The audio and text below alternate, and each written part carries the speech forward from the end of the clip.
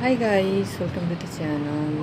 मैले यहाँहरूलाई के देखाउँला भने यहाँनिर यहाँ हेर्नु त फुल फुलेको छ। यो चाहिँ नि भगवान्लाई अति मनपर्छ रे। यो फुलको नाम के हो तपाईँहरूलाई थाहा छ भने कमेन्टमा लेख्नु होला भन्न चाहन्छु।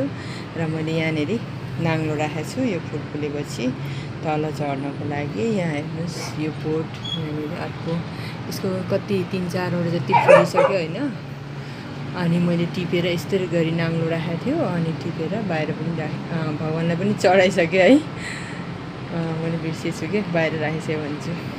यहाँनिर एलोभेराको बोट छ। पहिला यो बोट लड्यो होइन, माथि खण्डमा थियो। मैले तल यो लडेको छ नि त यो ठुलोवाला, अनि तल राखेको छु। यसमा नाङ्लो थापेको छु। यो फुल फुलेपछि झर्छ। कति 4वटा छ एउटै झुप्पामा।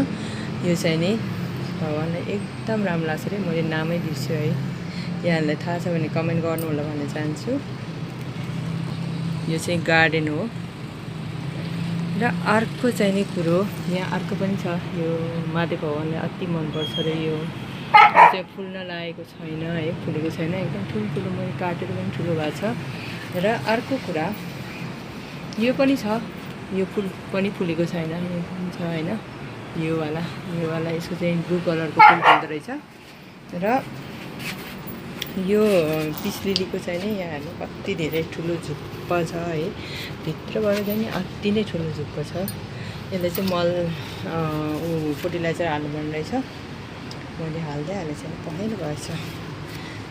के भन्छ कस्तो एउटै झ्याङमा कति धेरै निस्केको छ कि 6वटा हो कि होइन 9-10वटै छ यसमा चाहिँ नि।